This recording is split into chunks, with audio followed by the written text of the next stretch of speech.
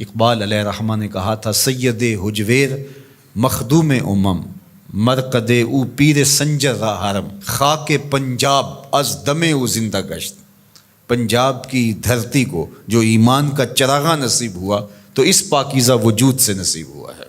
صبح ما از مہر او تابندہ گشت، ہماری صبح اس سورج کے طلوع ہونے سے ہوئی ہے، ورنہ تو اندھیری رات تھی۔ ایمان کا چراغاں ہمارے سینے میں ہوا ہے تو اس پاکیزہ وجود کی وجہ سے ہوا ہے۔ تو یہ صوفیاء تھے جنہوں نے اپنے وطن مالوف چھوڑے، اپنی بستیاں چھوڑی، سمرقند، بخارا جیسی سرزمین، وہ سرزمین کہ جو آماجگاہ تھی، خوبصورتیوں کا اور جمالیاتی مرکز تھے، اور وہ خوبصورت علاقے چھوڑے، غزنی سے چل کے آئے، شہر مدینہ چھوڑا، حضور کی ہمسائیگی چھوڑ کر کے آ کے ویران ٹبوں پہ بیٹھ گئے اور وہیں شمع اسلام روشن کی، اور پھر ان کے دم سے چراغاں ہوا اور اسلام کا نور پھیلا۔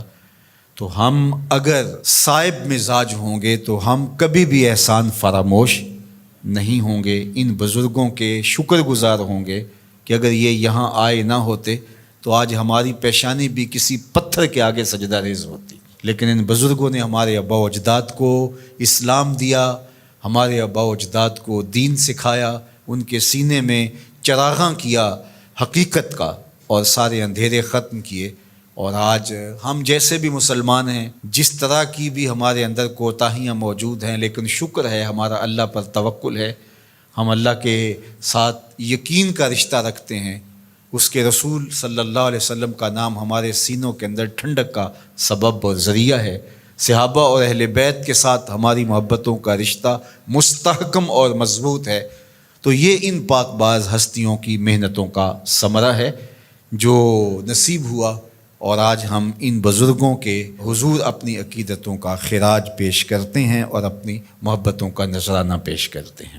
دوسری بات، چونکہ جب کسی چیز کی اصل لوگوں کی ضرورت بنتی ہے تو مارکیٹ میں اسی کی نقل آتی ہے، جس کی اصل قابل قبول نہیں ہے اور جس کی اصل کی ڈیمانڈ نہیں ہے اس کی نقل بھی نہیں آتی۔ تو اس لیے چونکہ صوفیاء کے ساتھ لوگوں کا تعلق، لوگوں کا ربط، لوگوں کا رشتہ محبت بہت گہرا ہے، تو بہت سارے ایسے لوگ جو صوفی نہیں تھے وہ لبادہ اوڑھ کر کے بیٹھ گئے اور لوگ ان کی طرف جانے لگے، پھر ان کے کہے ہوئے جملوں کو آگے نقل کرنے لگے، اور معاشرے کے اندر تصوف کا ایک غلط تصور پھیلا جو کہ تصوف کی روح نہیں تھی۔ سب سے پہلے یہ سمجھیں کہ تصوف اسلام سے متوازی کوئی نظام نہیں ہے۔ اسلام کے مرتبہ احسان کو ہی تصوف کہا جاتا ہے۔ مرتبہ احسان کیا ہے؟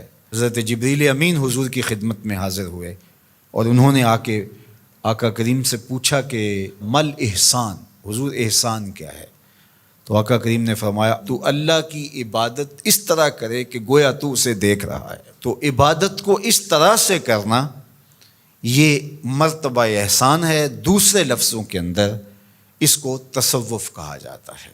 اگر آپ سے میں یوں کہوں کہ انما الاعمال بالنیات سے شروع ہونے والا سفر کأنک تراہ پہ ختم ہوتا ہے، اس سفر کا نام تصوف ہے۔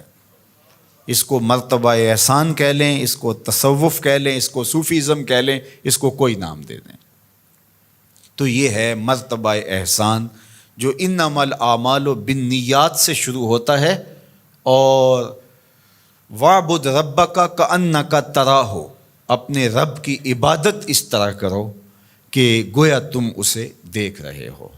تو یہ جتنا احساس انسان کے اندر راسخ ہوتا چلا جائے گا اس قدر وہ بڑا صوفی ہوگا۔